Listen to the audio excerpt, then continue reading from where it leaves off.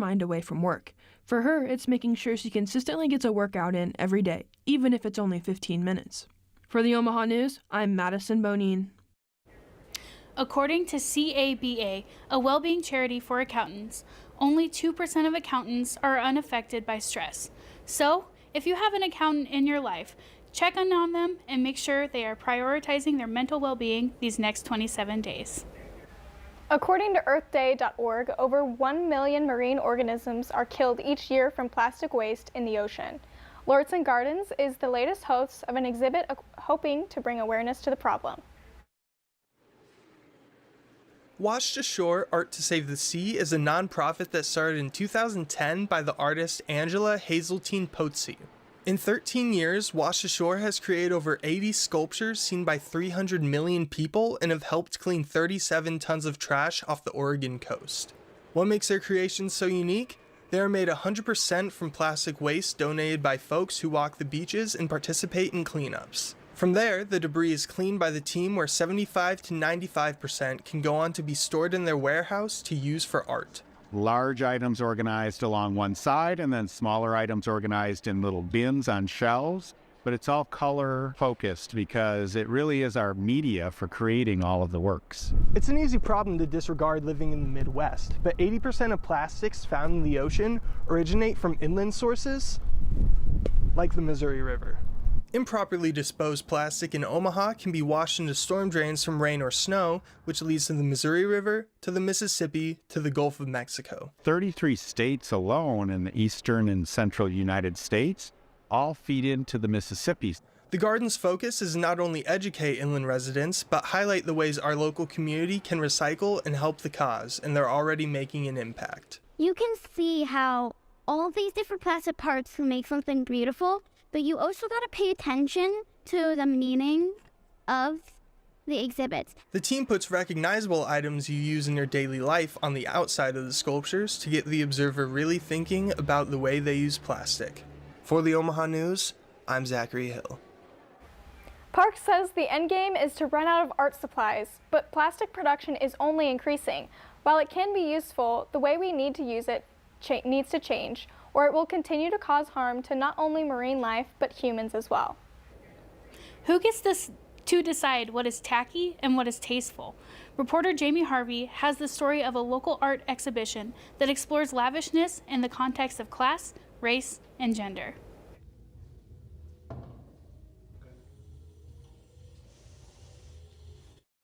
Thanks, Lindsay. Audacious rhinestones and colorfully crocheted designs, this free exhibit in downtown Omaha includes ceramics, paintings, a video, and much, much more. Opulence, Performative Wealth, and the Failed American Dream is a multimedia art exhibition on display at the Bemis Center for Contemporary Arts. The exhibition showcases the work of 8 artists, 3 of whom are local or regional. Bemis Center exhibition manager and curator of Opulence, Jared Packard, says the exhibition examines aesthetics that people might dismiss as tacky or unserious, and thinks about them. In the context of a political and social world in which systemic barriers limit certain communities' ability to access the American dream. The exhibition plays around with the idea of what is high culture and what is low culture, featuring mediums and artists not traditionally seen in a gallery setting. Local nail artist Imagine Ohlenbrock created a set of hand models and a working nail salon for the exhibition. Visitors can scan a QR code and schedule a time to have their nails done in the gallery. The exhibition also showcases the clothing and crowns of local performer and activist Felicia Savage. Art enthusiast and co-founder of Omaha-based arts organization Cali Commons, Molly Nicklin, says she appreciated the different perspectives of the artists showcased in the exhibition. I feel like I got a good understanding of the way the artist felt. And I really appreciated having that experience. Opulence, Performative Wealth, and the Failed American Dream will be at the Bemis Center until April 16th. The Bemis Center will host author Julian Hernandez to talk about her book, Aesthetics of Access, The Art and Politics of Black and Latina Embodiment, on March 30th. After the break, see how roller derby is finding its way in the Omaha Metro. Coming up, local radio legend is recognized for their years in the business.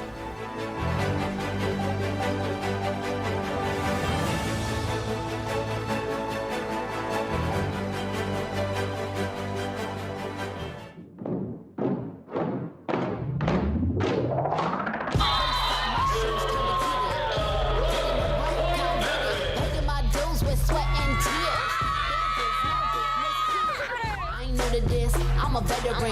Wear my battle scars like a letterman's. I done crawled through the mud both speed, so I wouldn't underestimate me.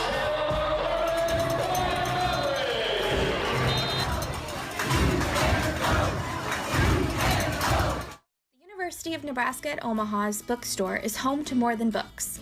The UNO bookstore accommodates all students' needs with phone and laptop repairs at the iFix UNO station or free residence hall delivery. The bookstore, located in the Milevale Student Center, is full of Maverick merchandise. Find sweatshirts for chilly Nebraska days or cozy UNO mugs for every coffee fix. Shop anytime at unobookstore.com. I never thought I'd be standing in the clouds looking down on the ancient ruins of the Incan Empire. I never thought I'd live among the street artists in Valparaiso. I never thought I'd make friends that would last a lifetime. Adventure's out there, and as Mavericks, it's up to us to find it. Stop thinking, start doing. Visit educationabroad.unomaha.edu.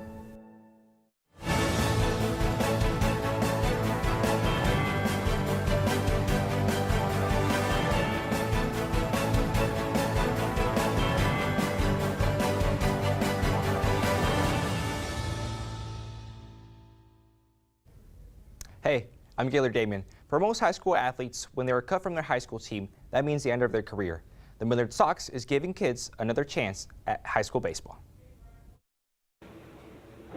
The Millard Sox is an organization that are a part of Legion Baseball in the state of Nebraska. This team is unique when compared to other Legion teams in the area because their player pool is picked from players who were already cut from their high school team. Vince Davenport is a coach in the organization, and he says the purpose of the team is to give kids a chance to continue their careers. It is an opportunity for players who don't make their high school teams. They love playing baseball, and they want to keep playing. So when it was started in either 06 or 07, that was the purpose of it for mostly Millard West kids. And it has just grown over the years. Vince Davenport says the team now draws from 13 high schools across the Omaha Metro. The main goal of the Sox is to keep developing players and helping them continue their baseball careers. The organization has helped about 40 players go on to make their high school team after being cut in a previous year. For the team, it is more about helping the kids develop than it is the record at the end of the day. Tristan Peterson is the pitching coordinator for the Millard Sox organization, but he's once a player in it. He says one of the most rewarding parts of his job is being able to take what he learned as a player and apply it to his coaching philosophy and help his now players grow and improve. Just being able to take that knowledge that I've learned and kind of hone throughout the game and hours of research and just doing my own stuff and give it to these guys, give them the best of my ability to teach them about the game of baseball and try to get them to the next level if they want to. It's just so rewarding. Tristan Peterson says that the opportunity to help coach with the Millard Sox is one that he would not trade. For the Omaha News, I'm Mitchell Kutcher.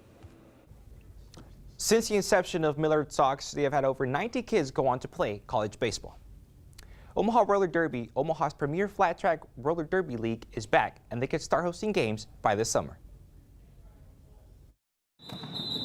After being prominent and a growing phenomenon in the Omaha Metro, Omaha Roller Derby experienced two massive uppercuts in the last 3 years. First, COVID-19 reduced the team's number of players drastically, and then the team lost the bunker, which had been its home for more than a decade and where its games were hosted. Despite the difficulties, Omaha Roller Derby did not give up and kept pushing. Omaha Roller Derby junior coach and player Caroline Boucher explains how the team maintained alive during COVID-19. For about a summer, we did outdoor practices at a park. We'd lay out cones. If we wanted to do really good scrimmages, we'd draw out the track with chalk. Now the path is brighter for Omaha Roller Derby. Behind me is the Hope Center for Kids, where Omaha Roller Derby will host its games. Caroline Boucher, aka Sour, addresses the importance of having where to host. It would mean we actually get to play. I mean, practices are amazing, but nothing beats the thrill of being in an actual game. Omaha Roller Derby player Adam Rhodes Short says having where to host is a huge step in the right direction, and now the team needs to update its roster. It's just kind of this ongoing calculus of like, so who would be our current roster? This person we haven't seen in a few weeks. This person's on like the injury bench. and then just like trying to keep that going. The team hopes to have everything ready before the summer. Sauer also says that the team will need to focus on finding referees for the matches, which are a scarce resource throughout the Midwest. Conference season kicks off this weekend for both Omaha baseball and softball teams. Our reporter, Merritt Elgren, is live at Maverick Park with more details. Hey, Merritt. Thanks, Gaylor. While the seasons for both teams have been well underway for more than a month now, conference play is where the real work begins. For the baseball team, they'll face a North Dakota State team they beat twice last year in the conference tournament. Caleb Rydell is the Friday scheduled starter and is coming off a 13 strikeout performance 2 weeks ago against Stonehill, an outing that propelled him to Summit League Pitcher of the Week honors. Softball will take on St. Thomas. Cameron Meyer has picked up where she left off last season, with a 1.36 ERA and 14 performances so far. The Mavericks have a 13-8 record this season and were picked to finish second in the conference preseason rankings. Both teams are looking to start their conference seasons off on the right note. Back to you, Gaylor. Thanks, Merritt. That's all we have for sports this week. We'll have more sports news from around the Omaha Metro next week. After the break, this week's final headlines.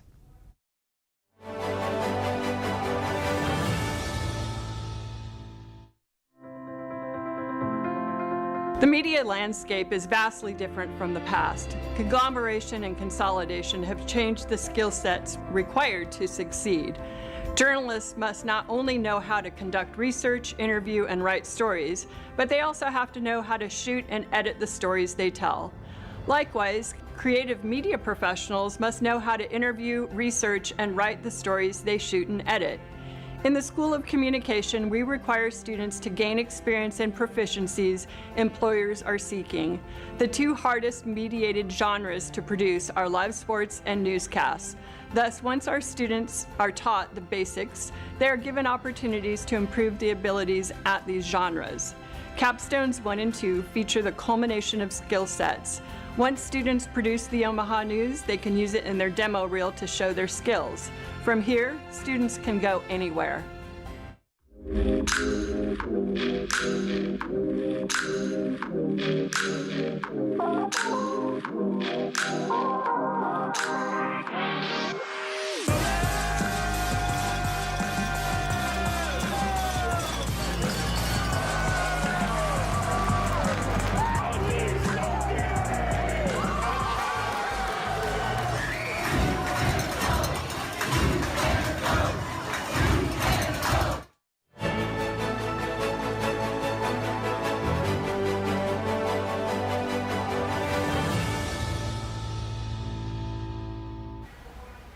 Data from influencer marketing platform Upfluence says TikTok has the highest social media engagement rate per post.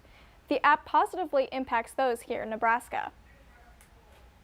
TikTok has over 1 billion monthly active users according to Wallaroo Media, and the average user spends about 95 minutes per day on the app. Its popularity has grown so large that other apps copy its format. Creative media specialist Izzy Panetta says YouTube Shorts, Snapchat Spotlight, and Instagram Reels are all inspired by TikTok's fast-paced vertical video scrolling. Izzy manages the social media for UNL Sports. She says the men's gymnastics team has gotten more success on TikTok than other platforms. She says TikTok's algorithm makes the app different than the rest. You just have one good TikTok and you can have millions of views by the next morning. And I think that's something really cool. That's not necessarily something that's as common on Facebook or Instagram or Twitter. GQ Magazine says the TikTok algorithm gives any user the chance to go viral for doing simply anything, which means I better get to dancing. 5, 6, 7, 8. Omaha comedian Cameron Logston says his success skyrocketed once he became a content creator on TikTok. Cameron has over 764,000 followers and 16 million likes due to his celebrity and cartoon impressions. It's Mickey Mouse! Cameron says the app enabled the opportunity to showcase his talents globally. I got to work with College Humor and film some things for them. I've filmed some TV shows. I'm getting a lot of voiceover work, and I even got to audition for Saturday Night Live, which was like a dream come true, all without having to move out of the state of Nebraska. It's unheard of. Heads up, Omaha. The person watching this newscast might be TikTok's next big internet star. Cameron says his goal is to continue getting better at a variety of performing arts, and that includes posting his talents on TikTok. The Nebraska Broadcasters Association inducts notable members of the media world to their Hall of Fame. Now, it's Douglas Wesselman, better known as Otis 12's turn.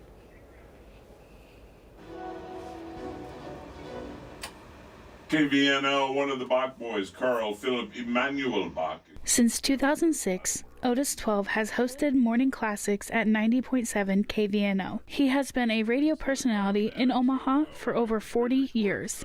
When it came to being inducted in the NBA Hall of Fame, 12 said the event was completely unexpected. No, they're not, but it's it really is. It just means that people who work in my business kind of recognize what you've done, and you got to do it over a period of time. Mr. 12 says he doesn't know the exact correct advice to give a young, aspiring radio personality. But what he does know is that if you want to work in radio, you have to put in the time and master your craft. Lindsay. Yeah? You're on the air. Oh.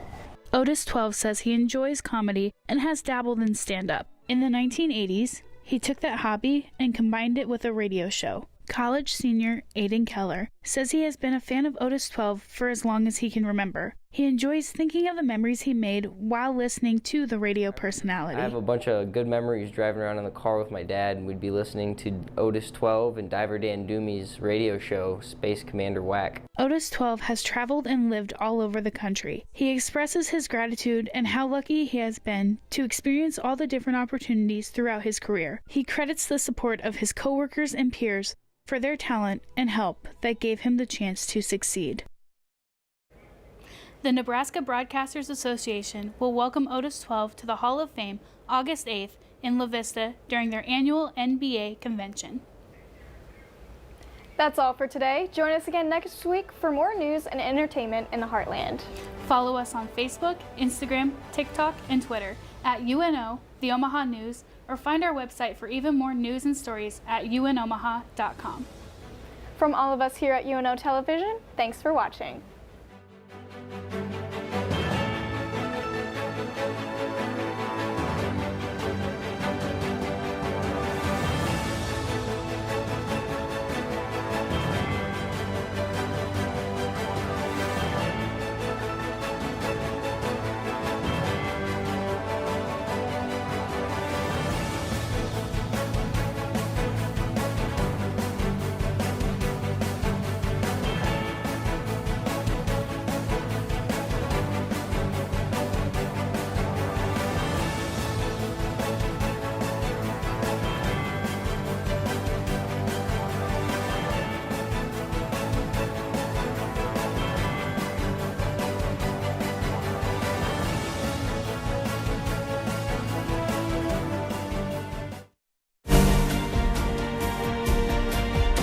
Welcome to the Omaha News. We are Omaha. The complex was condemned by the city in January for numerous safety reasons. We are truth tellers and award winners. They process and recycle approximately 100,000 tons of material. We are a community of strength and a team of big dreams. We are the Omaha News, where the people are the story. It is the longest-running Omaha-based statewide television program on the air today. Hi everyone, I'm Kathy Wyatt, producer and host of Consider This. Now in our 25th season, we wish to acknowledge those who have made this educational journey possible. Our guests, underwriters, student crews, the Knowledge Network, the University of Nebraska at Omaha, and of course, viewers just like you. Thank you for watching. 3,000 student athletes from 10 institutions, competing in 19 sports for national prominence, striving for excellence in academics and athletics, seeking to become champions. Nearly 100,000 students and more than 800,000 alumni celebrate Summit League student athletes and their rise to reach the summit. The Summit League, where tomorrow's leaders strive to reach the summit today. There's a unique educational experience right here in Omaha. With access to top-rated programs, in-demand degrees, and a worldwide community of graduates, UNO prepares students for life, wherever it may lead. From Omaha to Italy to Uganda to Japan, Mavericks are working in communities around the globe. So where will a degree from UNO take you? UNO, access to exceptional, access to the world. Learn more at unomaha.edu.